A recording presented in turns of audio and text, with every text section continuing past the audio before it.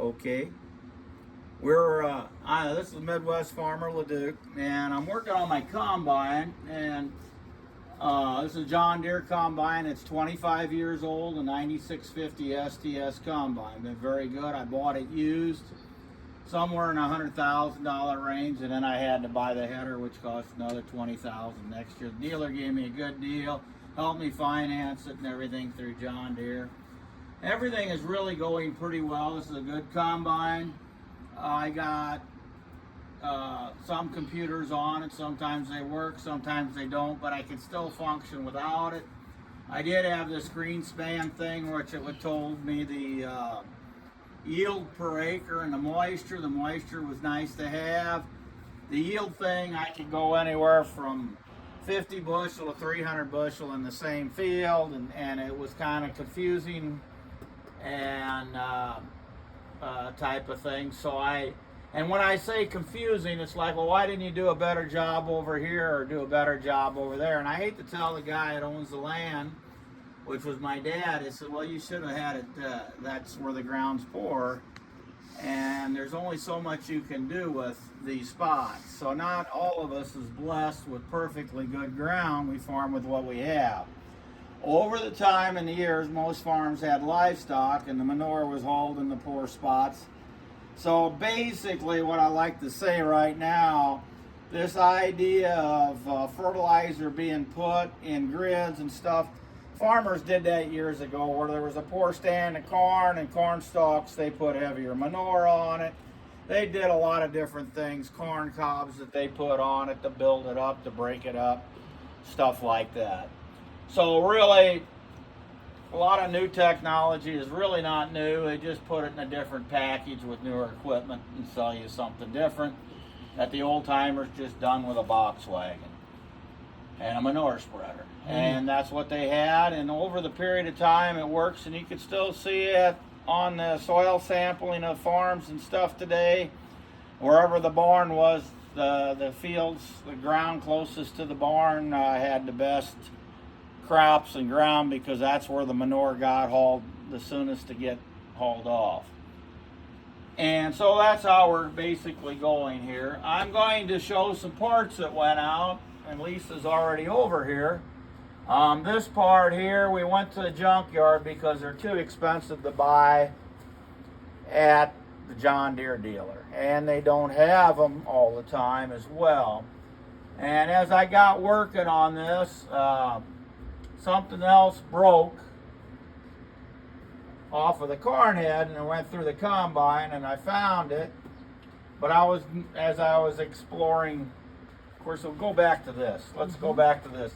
The bottom line of it is this here broke down first, and I got it fixed. And I went to Cook Tractor in Breeze, Illinois, and they done me such a great job here of finding parts, and was reasonably priced. And they're half price on their parts to what is new, and the assemblies and stuff like that. Well, I needed this. Naturally, if you take this, it sits there as junk, but I was able to get the whole package here as one. Our motor was burnt out. Well, you don't know if that's going to work, so that could have been junk as well. So I just took the whole package. And then that way I didn't have to take bolts and stuff off of there, so I was able to put it back on there. Basically, this pulley was $700. This is probably close to $2,500 or a $3,000 package. The belt I bought new, which was over $100 being on it. So I'm going to show you what I had here. So Lisa, if you can follow me, and also we're going to kind of move out. Them are screens that go in there by the fan, and that's perforated so the air would go in there. I did have a coon crawl in that fan there, and I turned it on, and I did a lot of damage. I had to put a new fan in there, and I don't remember what that cost, but a raccoon tore this fan up. He crawled in here, and when I started it up, he broke some of that out. So that's why them shields fit up in here to protect the air going into that machine. and the coon. And I'm sure there's some other way that coon could get in there, even other words, but basically it keeps the mud and the dust and chaff and stuff from being sucked right into that fan. But this is the sieves of the combine, and this is the lower sieve. So this is where we make a decision what goes into the combine and what goes into the returns.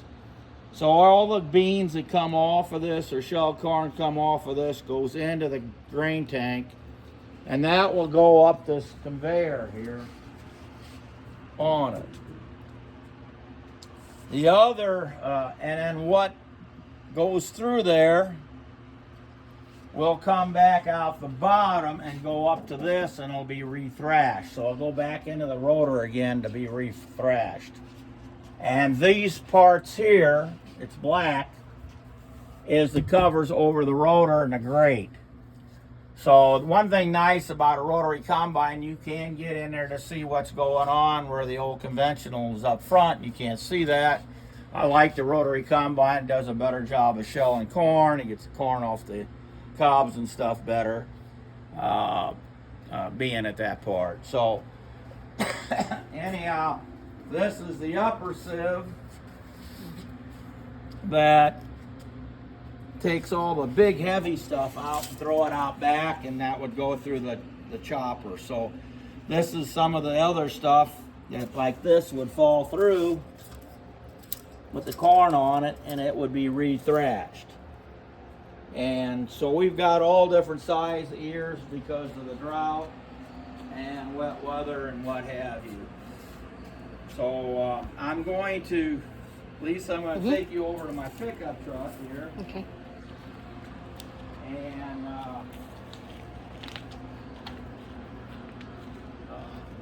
show you how these parts, you never know what to expect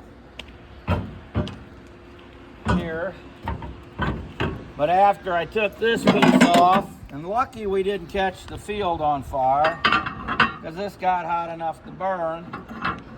And the idea of that is up here is a spring, and that motor turns the screw, and it opens this pulley in and up, and that belt goes up and down, and that changes the speed in it. So that's how that works. And of course, these pulleys,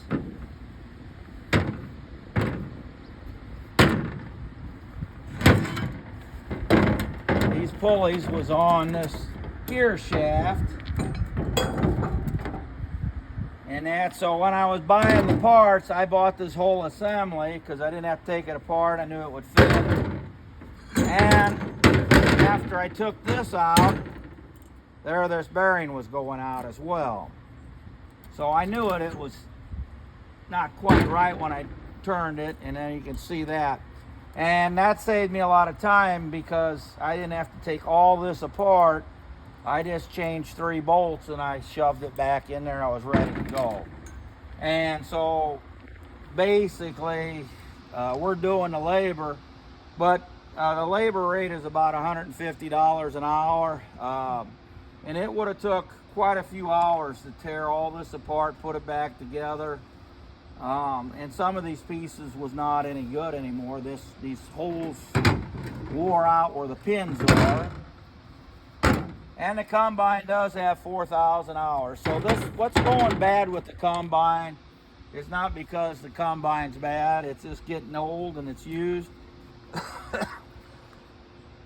Unfortunately, some of the newer combines still use these same parts.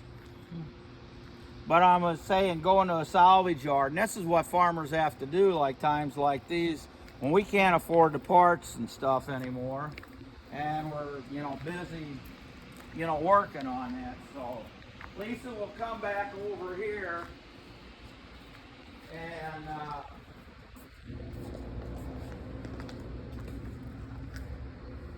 whatever you do, don't bump your head. I pretty much got all the knocks out. I hit it already with my head a few times. This thing here is a electric motor that turns my straw chopper off, and we had to take that completely off. my son was helping me. This is a two-man job, and so we worked on that. So this is the inside of the combine, and my lights went out. Let's see if they come back on. Do you see it in Yes, they're on. there? Okay, is it in there? Yeah. Okay, they did some great things. They put these lights on, and there's a little hatch right here that we look in to see how things are working and stuff in there. So that auger there, the first one is the clean grain auger that takes it to that elevator and puts it in the grain tank up there to go on the truck.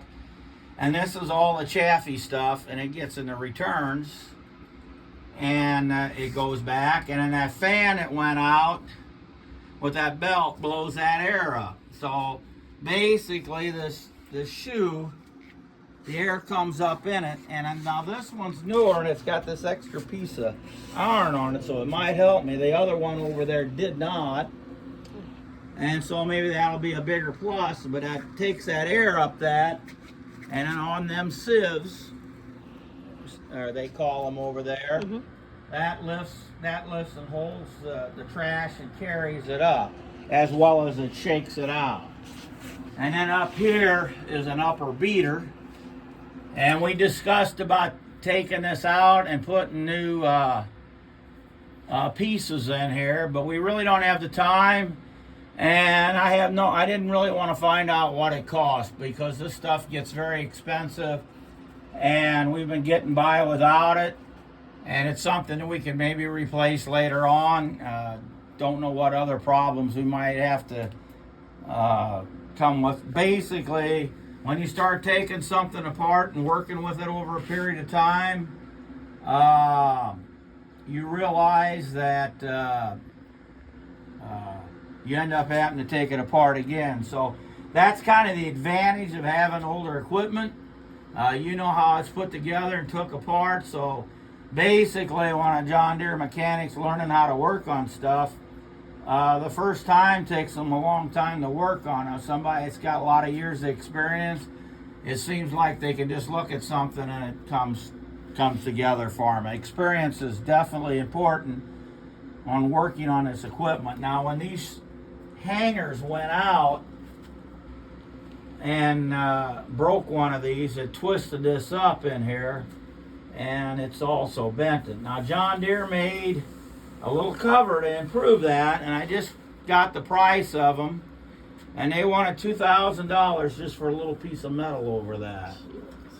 And so that ain't happening either. I'm going to straighten that out the best I can and make that work one way or the other. I'm trying to get a lot of things smoothed out so these sides and stuff don't leak any canola seed.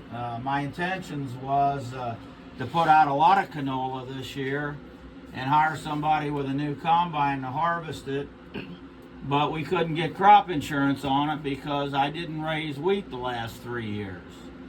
And they said, well, they wanted somebody with experience, and this was somebody else in the insurance company that insures the insurance companies from the government type of thing. But I had the price on canola seemed to me a practical way to make some extra money, so I switched in crops because I had the opportunity, because it was so wet I couldn't get my corn planted, and I let it lay, and I thought that was the best thing for me to do, and I was able to put it in canola.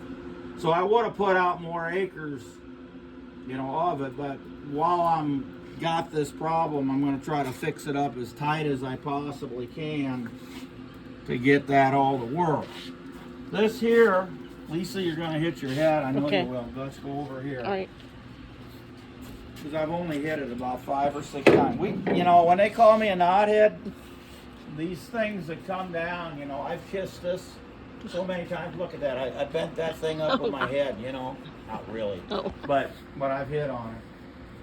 This is the upper sieve, and that's what's the stuff coming off of the augers out of the concave of the rotor.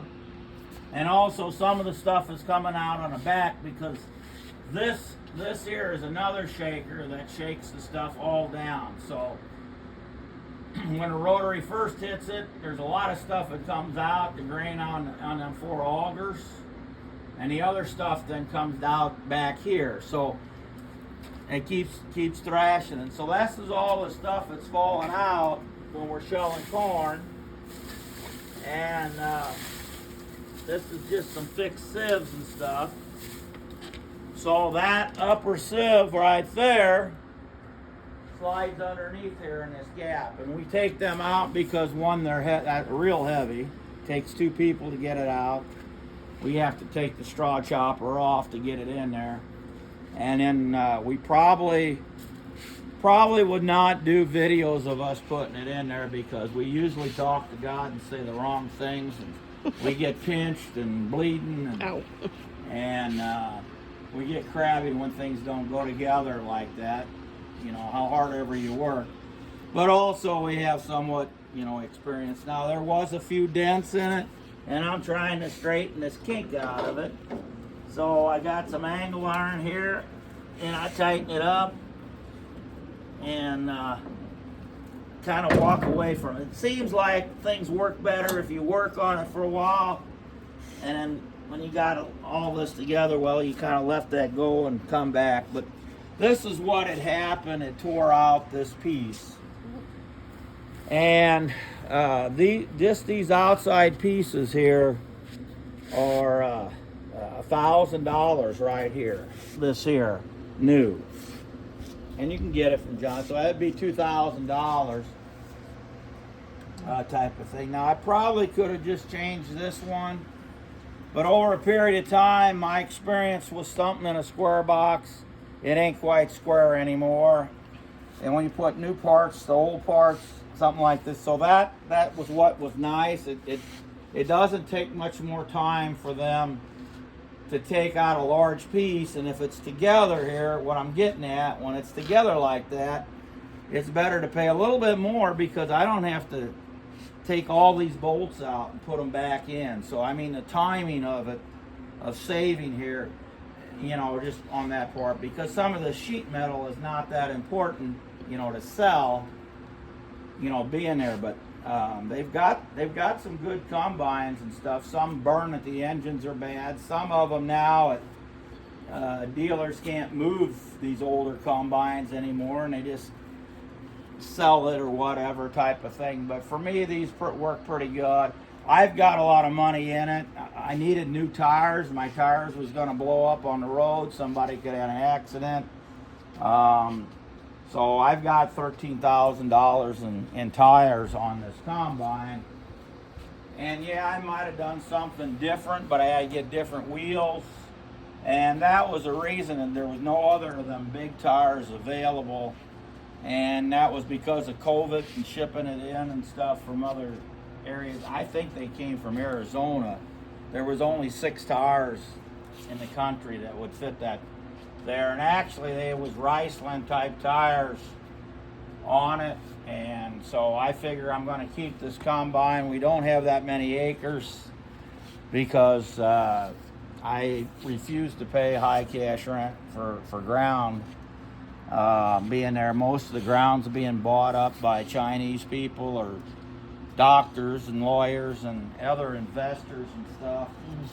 And so they manage to take advantage of the farmer because they want that money, and now we can't come up with it. They want their money, but we can't turn around and pay it because we don't get them kind of prices for our crops right now. So, and being on that part. So, but I do have, Lisa, I do have hay.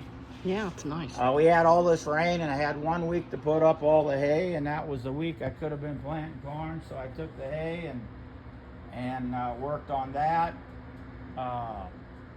being on that part of it.